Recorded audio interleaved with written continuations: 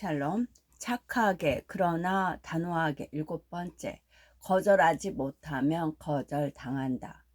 싹싹한 남자 후배가 있다. 그는 무슨 일을 시키든 시원시원하게 대답해서 상사의 호감을 샀다. 그런데 얼마 지나지 않아 상사는 일이 그에게만 넘어가면 결과물이 유독 늦어진다는 사실을 깨달았다. 나중에서야 그가 기본적인 업무 지식조차 숙지하지 못했음을 알았다. 효율적으로 일하기는커녕 애당초 시킨 일조차 제대로 할 능력이 없었던 것이다. 결국 후배도 일이 버겁다고 생각하기 시작했고 얼마 되지 않아 회사를 그만두었다. 만약 전부터 자신이 할 수 없는 일임을 과감히 인정하고 거절하거나 도움을 청했다면 결과는 달라졌을지 모른다. 사람들은 남이 자신한테 실망하지 않기를 바란다. 약속했다가 못 지켜서 남을 실망시키는 것도 원하지 않는다. 그러나 단지 거절하기가 힘들다는 이유로 혹은 체면을 지키기 위해 자신이 할 수 없는 일까지 약속하는 사람이 적지 않다. 문제는 쉽게 약속하고 잘 지키지 않는 것이 선량한 사람이 불성실이라는 굴레에 얽매이게 되는 시작이라는 점이다.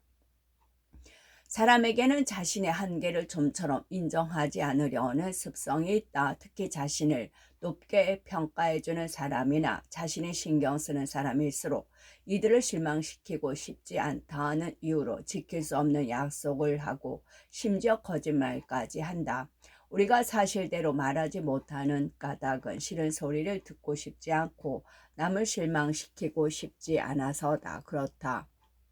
그러다 보니 여러 상황에서 소위 선의의 거짓말은 이해받을 만한 것이자 심지어 능력조차 여겨진다. 하지만 거짓말은 거짓말일 뿐 진실이 가져올 후폭풍을 피하려고 기만과 은닉을 선택하는 것에 불과하다.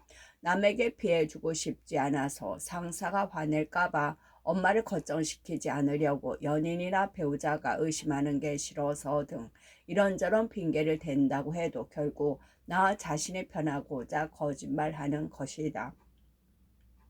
자신이 편해지기 위해 우리는 타인에게 끊임없이 착각을 판다. 하지만 안타깝게도 이 착각들은 현실과 거리가 가깝다. 다시 말해 금방 들통이 날 가능성이 크다. 내일까지 결과물을 주겠다. 다음 주 안에는 완성하겠다. 다음 달이면 된다 등 당장의 상황을 모면하려고 한 거짓말은 시간이 흐르면 자연히 다 밝혀진다. 나만 해도 그렇다. 학생 시절 나는 엄마에게 취직하면 가장 비싼 모피 코트를 사주겠다고 약속했다. 하지만 취직한 지 몇 해가 지나도록 모피 코트는커녕 옷 한 벌 사드린 적이 없다. 결국 약속을 지키지 못했으니 거짓말한 셈이나 다름없다. 착한 사람일수록 잘 거절하지 못하고 쉽게 약속한다. 그러는 편이 자신의 심리적 컴포트 존에 좀 더 오래 머무를 수 있기 때문이다. 그러다 약속을 지킬 수 없게 되면 자꾸 미루거나 회피하다가 결국 스스로 우스운 지경에 빠진다. 남의 비호를 마치고 타인에게 인정받으려는 욕구는 버려야 한다. 이러한 욕구에 매여 있는 한 제대로 거절하지 못하고 약속했다가 지키지 못하거나 심지어 거짓말이 드러나 곤란한 상황에 처하는 일은 계속 겪을 수밖에 없다. 나는 물질적 이득을 갈취하려는 목적이 아닌 이상 악의 적으로 거짓말하는 사람은 없다고 믿는다. 사람은 누구나 매일 여러 가지 동기에 의해 어느 정도 거짓말을 한다. 대개는 일을 좀 더 부드럽게 해결하거나 충돌을 피하기 위해 혹은 자신에 대한 타인의 적의를 없애려고 거짓말한다. 이는 이기적인 행동이지만 내가 원치 않는 일은 남에게도 강요하지 않는다는 이치와 계도를 같이 하는 면이 있다. 자신이 상처받고 싶지 않은 만큼 남에게도 상처 주지 않으려는 의도가 있기 때문이다. 실제로 기만적인 거짓말을 하는 사람들 상당수는 이 점을 내세워 자기를 합리화한다. 그러나 실제로는 상대의 기분을 배려한다는 핑계로 본심이 아닌 말과 행동을 한 것이 상대에게 더 큰 상처를 입히는 경우가 많다. 심지어 이런 거짓말은 물질적 피해를 입힌 거짓말보다 사람을 더 고통스럽게 한다. 물질적 이득을 얻기 위한 거짓말은 대부분 잘 모르거나 감정적으로 비교적 덜 얽힌 사람을 대상으로 이루어지며 손실도 순전히 물질이나 경제적인 부분에 국한된다. 그러나 상대를 배려한다고 한 거짓말은 대상이 되게 잘 아는 사람이며 감정적으로도 비교적 깊게 얽혀 있다. 그러기 때문에 거짓이 밝혀지는 순간 상대는 믿었던 사람에게 우롱당했다는 정신적 고통을 겪게 된다. 그와 동시에 그동안 서로 쌓여왔던 관계와 신뢰 역시 완전히 훼손되고 만다. 한순간의 불편함을 모면하려고 한 거짓말이 공든탑을 무너뜨릴 뿐만 아니라 원망과 원한까지 불러오는 것이다. 이런 상황이 발생하는 원인은 전부 처음에 거절하지 못했기 때문이다. 만약 자기 인생에 이런 일이 벌어지기를 원치 않는다면 언제나 진실해야 한다. 다른 사람이 실망하거나 자신의 가치를 인정하지 않을까봐 두렵다는 이유로 경솔히 약속하거나 마땅히 거절해야 할 때에 거절하지 못하는 일은 없어야 한다. 상대가 누구라도 마찬가지다. 이를 위해 먼저 가장 진실한 자신을 대면하고 나도 보통 사람이라는 사실을 받아들여라. 자기 자신에게조차 솔직하지 못하면서 어떻게 남에게 솔직하겠는가? 인생은 짧다. 한평생이 바람처럼 지나간다. 물론 거절할 줄 모르던 사람이 거절하는 법을 배우는 것은 쉽지 않다. 다른 사람도 당신의 변한 모습에 놀랄 수 있다. 그러나 진실함은 우리 인생의 신용이며 약속은 타인에게 빚을 지는 것이다. 제때 갚아야 은행에서도 당신을 믿고 계속 돈을 빌려주지 않겠는가? 한 번 한 약속은 언젠가 반드시 지켜야 한다는 사실을 잊지 말자.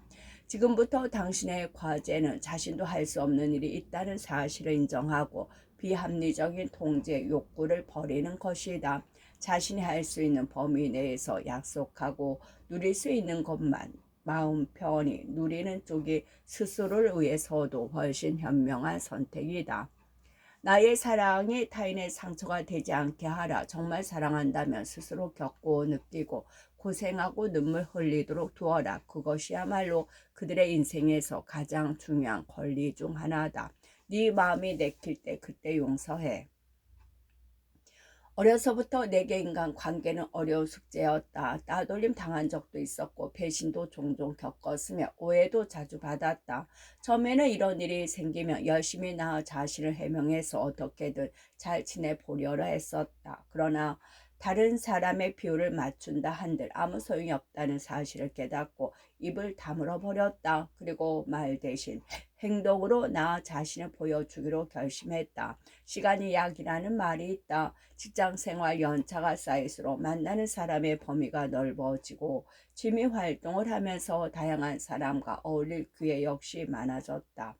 그럼에도 나는 인간관계가 어려웠다. 여전히 오해받고 배신을 겪었다. 그러나 이미 한 번씩 겪어본 일이기에 더는 해명하거나 변명하려고 하지 않았다.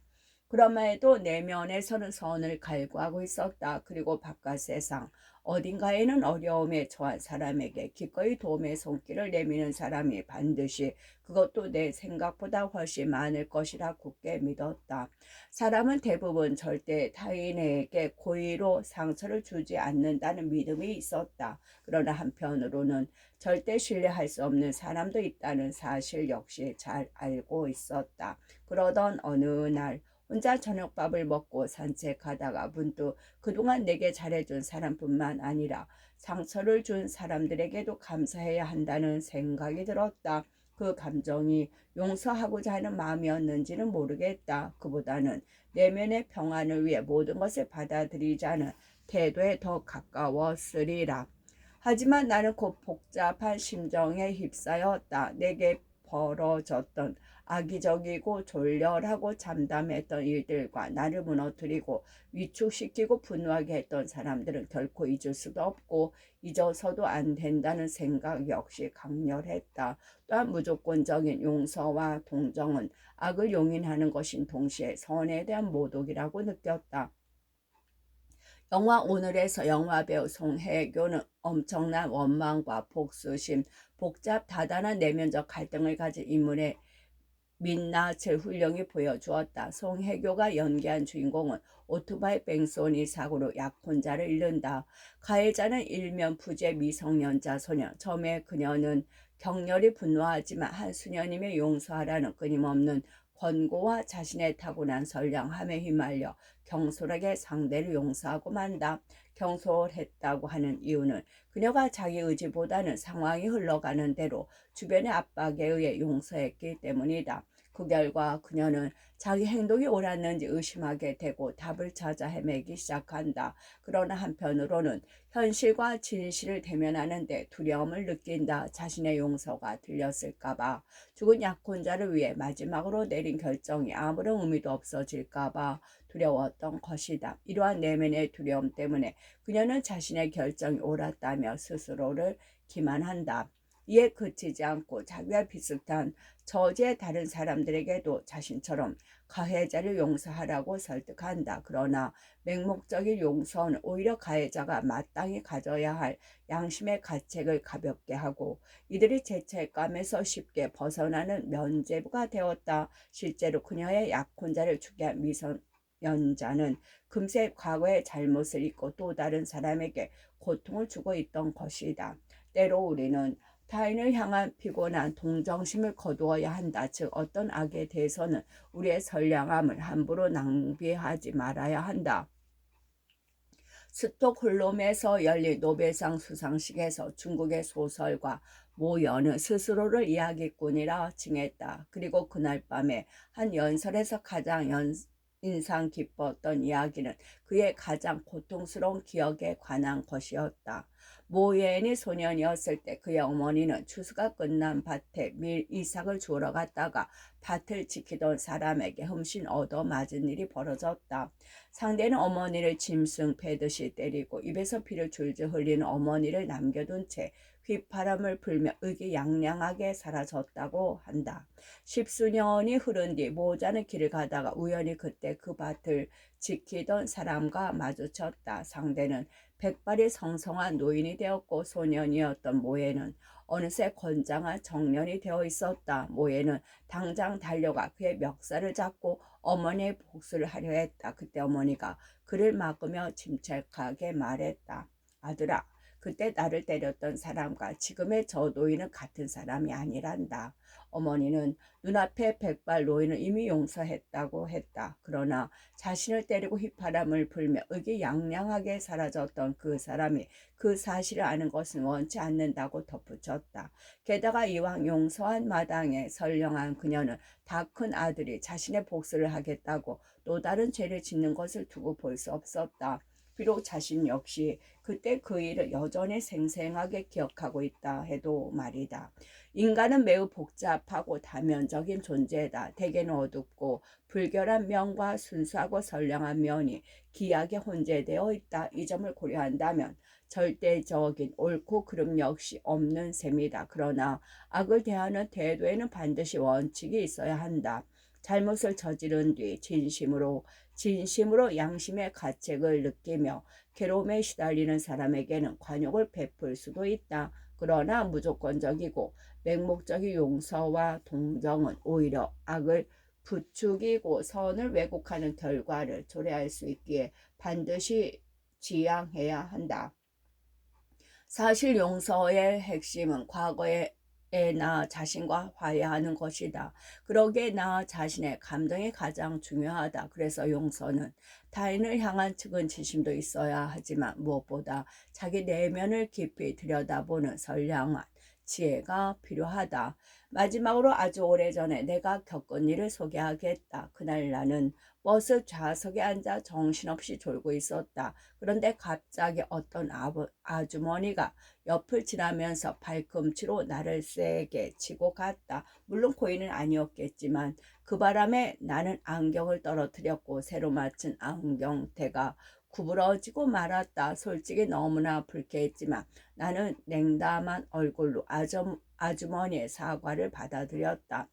교양 있는 사람이라면 당연히 그래야 하는 거 아니겠는가? 그런 뒤 버스에서 내려 걸어가는데 뒤에서 엄마의 손을 잡은 한 남자애가 폴짝폴짝 뛰며 내 옆을 지나갔다. 그런데 내가 미처 보지 못하고 부주의하게 아이의 발을 밟고 말았다. 젊은 엄마는 깜짝 놀라 아이를 살피며 비난서린 눈빛을 내게 쏘아 보냈다. 나는 당황해서 재빨리 아이에게 사과하고 아프지 않느냐고 물었다. 그런데 예상치 못한 일이 벌어졌다. 아이가 환하게 웃으며 이렇게 말한 것이다. 하나도 안 아파요. 나 괜찮아요, 엄마. 엄마의 손을 끌고 가는 아이는 나에게 손을 흔들며 인사하는 것도 잊지 않았다. 그 순간 나는 아주머니를 용서하며 잠시나마 도덕적 우월감을 느꼈던 자신이 부끄러워졌다. 아이는 나를 용서하지 않았다. 아니, 용서가 무엇인지도 몰랐다. 왜냐하면 그 아이는 아직 남을 비난하고 원망하는 법을 배우지 않았기 때문이었다.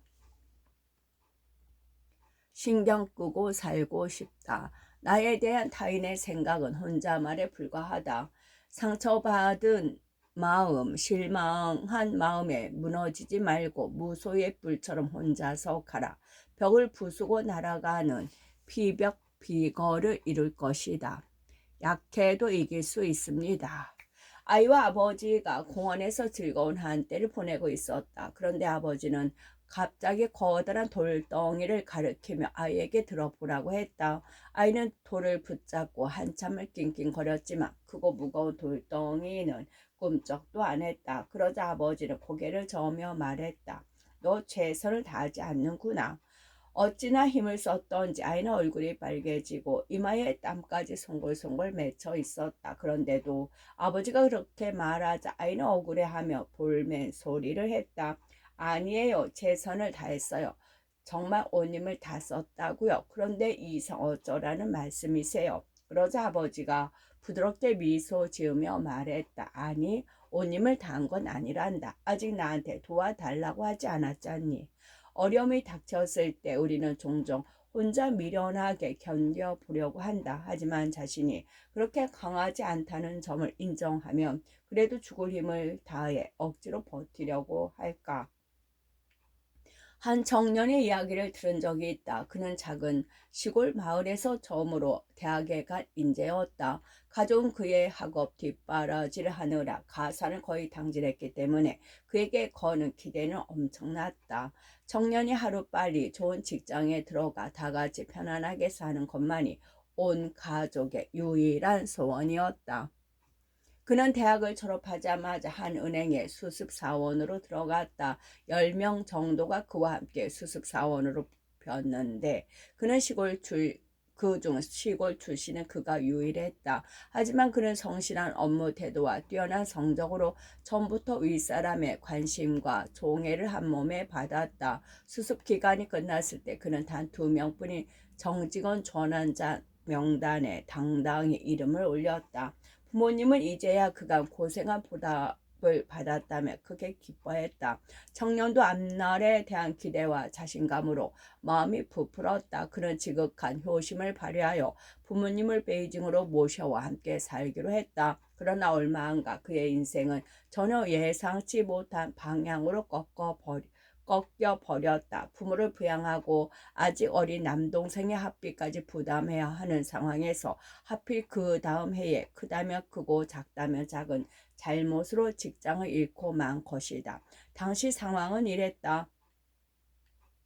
부모님을 모셔올 당시 청년은 이미 결혼했고 교회에 집도 산 상태였다. 그러다 보니 자연히 매달 버는 돈이 고스란히 생활비와 대출금으로 나가고 있었다. 하지만 부모님께 심려를 끼치고 싶지 않다는 이유로 무리해서 예전의 소비 수준을 유지하며 살았다. 실상은 예연가인 아버지에게 좋은 담배 한 갑 사들이 힘든 형편이었다. 그러던 어느 날 그는 은행 VIP 고객 상담실에 고객용 고급 담배가 있다는 사실을 알게 됐고 그 담배를 몰래 빼돌려서 아버지에게 갖다 드리기 시작했다.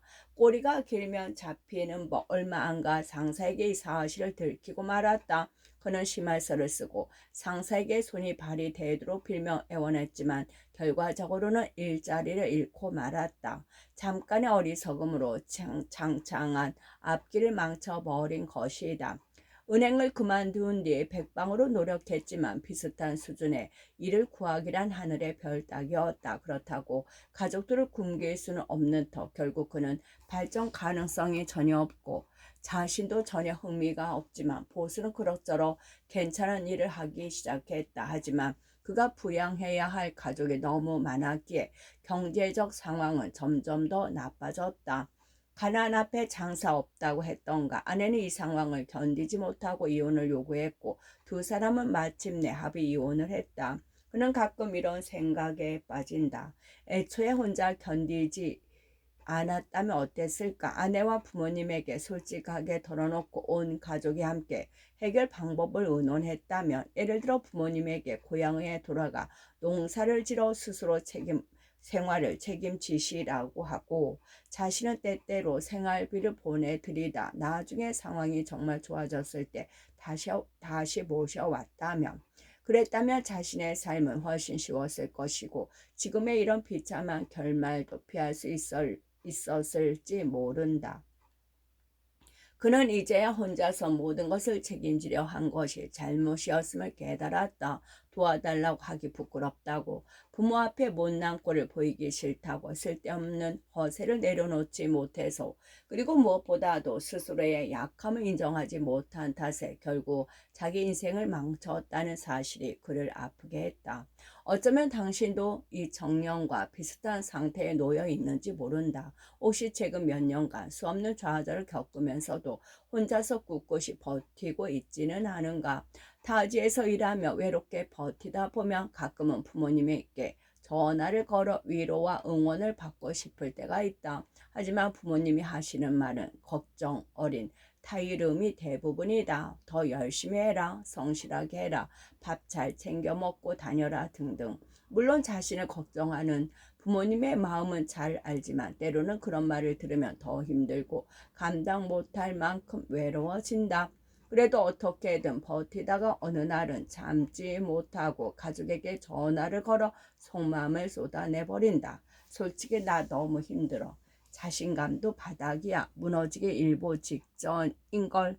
주변에 의지할 사람도 응원해주는 사람도 없고 혼자 모든 일을 감당해야 해. 매일 스스로를 다 잡으면서 겨우 쓰러지지 않고 있어 등등. 그러면 그제야 부모님도 솔직히 얘기한다. 사실은 네가 너무도 자랑스러워. 네가 워낙 잘하고 있어서 괜찮은 줄 알았어. 이렇게 힘든데 몰라줘서 미안해 라고. 전화를 끊고 난 뒤 당신은 문득 당신 같은 사람이 아주 많다는 것을 깨닫는다. 겉보기엔 다들 자신감 넘치고 화려해 보이지만 속으로는 하나같이 애써 버티고 있다는 것을 말이다. 또 혼자 버티는 게 익숙해진 나머지 남에게 도움을 구하지도 못하고 약한 모습은 더더욱 못 보이며 심지어 스스로조차 자기 내면의 연약함을 이해하지 못하는 지경까지 이르렀음을 알게 된다. 약해도 괜찮다. 때로는 약한 모습을 보일 줄도 알아야 한다. 그래야 상처에 붙일 반창고를 얻을 수 있다. 그렇지 않고 혼자서 고집스레 강해지려고만 하면 아주 오랜 시간 눈물 흘리며 홀로 상처를 싸매야 한다. 별일 아니라고 스스로를 다그치면서 끝내 다른 이에게 도움을 구하지 않으면 결과적으로는 자기 자신에게 심각한 내상을 입히게 된다. 생존을 위한 지혜의 측면, 인간관계를 포함해서 봐도 적당히 약한 모습을 보인다고 해서 약자가 되는 것은 아니다. 오히려 적당히 약한 모습을 보이고 적절히 도움을 구한다면 이를 훨씬 수월하고 효과적으로 해결할 수 있다. 게다가 적절하게 약한 모습을 보임으로써 행복을 얻을 수도 있다. 예를 들어 다른 사람의 의견을 부드럽게 수용하는 모습을 보이면 상대의 체면을 세워주는 동시에 나에 대한 호감도를 높일 수 있다. 또한 겸손의 표현도 매우 유용하다. 나는 잘 못하는데 너는 참 잘한다는 식의 칭찬이 특히 그렇다. 때로는 연약한 모습을 보이는 게 전략이 되기도 한다. 나는 손재주가 없어서 이런 일을 못할 거야 라고 미리 말해둘 경우 이를 잘 처리하면 상대가 나를 괄목상대하게 만들 수 있다. 잘 처리하지 못해도 상관없다. 미리 자신의 약한 면을 인정하기 때문에 상대도 기분 상하는 일 없이 기꺼이 도움의 손길을 내밀 것이다.